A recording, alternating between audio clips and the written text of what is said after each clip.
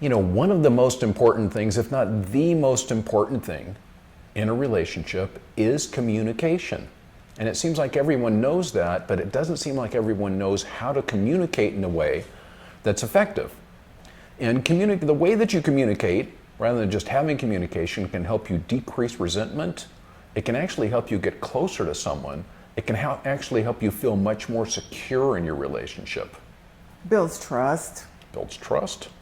So I don't think either of us knew this so much until we developed a style of communication in our relationship, because certainly we weren't experts at this before. And we started off by making a decision. Greg actually offered, I want to talk about everything. I was like, what? He said, I want to talk everything out and not leave anything swept under the carpet. And that has really worked for us to not keep resentment from building up. Because I was in relationships before, I think you were, where it would just build up actually for years. And you're not making love anymore, you're not talking anymore, you're not really crazy to be in the same room with the other person, and so on.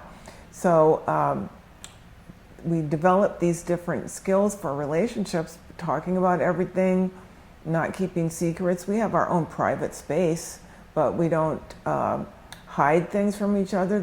For an example of this is, I told Greg I keep a journal. I can't stop you from reading it. I just prefer that you don't. And he said, I'm not going to read it. And I don't.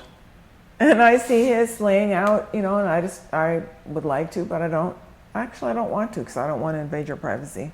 I'm just saying there's a little urge, that whole secret thing.